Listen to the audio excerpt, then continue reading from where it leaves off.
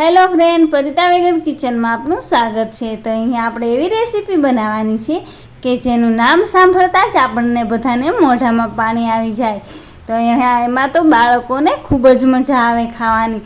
તો અહીંયા આપણે બનાવીશું ફ્રેન્કી એવી બનાવીશું। તો એના માટે મેં અહીંયા એક વાસણમાં 1 કપ લીધો છે મેં મેંદાનો લોટ, અને ત્યાર પછી આપણે એમાં લઈએ છીએ 1 કપ જેટલો ઘઉંનો લોટ, અને બંનેને મિક્સ કરવાનો છે। અને મિક્સ કરીને આપણે સરસ રીતે એને ચાળી લઈશું, જેમાંથી જે પણ વધારાનો કચરો હોય તે નીકળી જાય। અને ત્યાર પછી આપણે એમાં એડ કરીશું 1 ચમચી જેટલું મીઠું અને 2 ચમચા જેટલું તેલ, અને ત્યાર પછી એકદમ સરસ રીતે મિક્સ કરી લેવાનું છે। અને ત્યાર પછી આપણે એમને પાણીથી લોટ બાંધી લેવાનો છે, અને પાણી નાખતા જઈશું અને લોટ બાંધતા જઈશું। આવી રીતે આપણે લોટ તૈયાર કરી લઈશું, અને ત્યાર પછી એને 10 થી 15 મિનિટ સુધી એને રાખવાનો છે ઢાંકીને। અને તમારે વધારે ટાઈમ હોય તો તમે અડધી કલાક સુધી પણ રાખી શકો।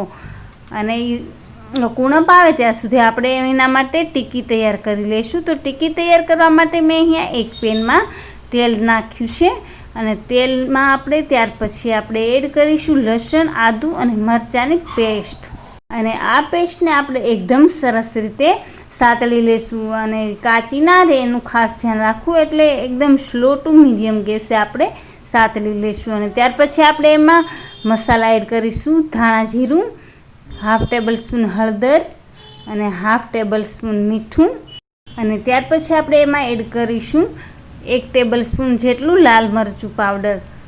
અને આપણે બધું આ તેલમાં જેમ સાતળશું ને તો એની સ્મેલ છે ને એ ખૂબ જ સરસ આવે છે। અને ત્યાર પછી આપણે એમાં એડ કરીશું 1 ટેબલ સ્પૂન જેટલો ગરમ મસાલો, અને આ બધું તેલમાં જે છે ને ફ્રાય કરીએ ને તો એની સ્મેલ અને એનો ટેસ્ટ છે ને એ ખૂબ જ સરસ આવે। અને ત્યાર પછી મેં અહીંયા અડધું બીટ એડ કરી દીધું છે। બાળકો બીટ ના ખાતા હોય ને તો તમે આવી રીતે એમને આપશો ને એટલે એ સરસ રીતે ખાઈ લેશે, તો તમે પણ જરૂરથી ટ્રાય કરજો। અને ત્યાર પછી મેં અહીંયા બોઇલ કરેલા બટેકા ચૂંદો કરી નાખ્યો તો એ એડ કરી દઈશું આપણે, જેને મેં પહેલેથી જ રેડી કરીને રાખ્યો હતો, અને એને સરસ રીતે આપણે હલાવી લઈશું। તો તમે જોઈ શકો છો ખૂબ જ સરસ કલર આવી ગયો છે। અને ત્યાર પછી આપણે એમાં એડ કરીશું 1 ટેબલ સ્પૂન જેટલું ધાણા જીરું પાવડર, અને ત્યાર પછી મેં અહીંયા થોડી મકાઈ એડ કરી છે, 2 થી 3 ટેબલ સ્પૂન જેટલી મકાઈ એડ કરી છે।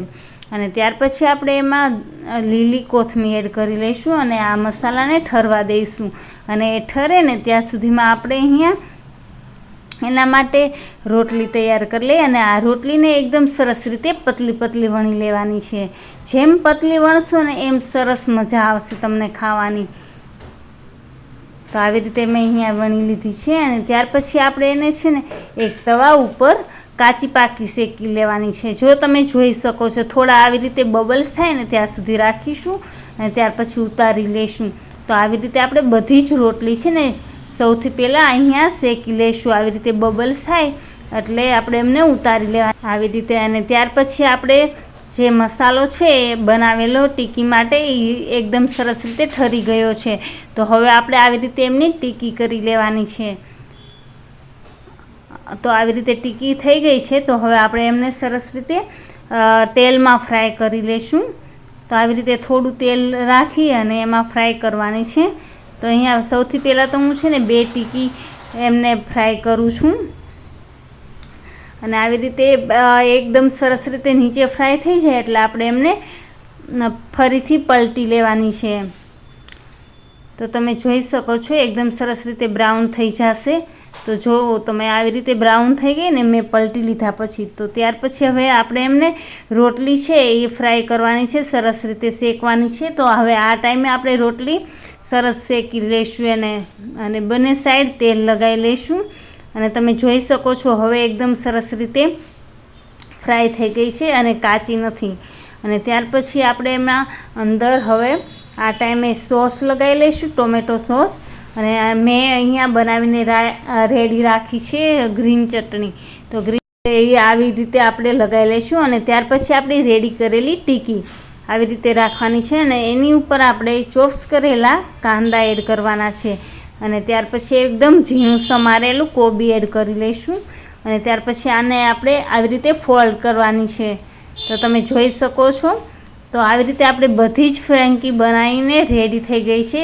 આ ફ્રેન્કી છે એ મારા બાળકોને તો ખૂબ જ ભાઈ અને તમને પણ ભાવશે અને તમારા બાળકોને પણ ભાવશે. તો જરૂરથી ટ્રાય કરજો અને બનાવજો. અને મારો વિડીયો ગમ્યો હોય તો લાઈક કરો, શેર કરો અને સબસ્ક્રાઈબ કરો, જેથી બાકીના બધા જ અવનવા વિડીયોની રેસીપી સૌથી પહેલાં તમને મળે. જય શ્રી કૃષ્ણ.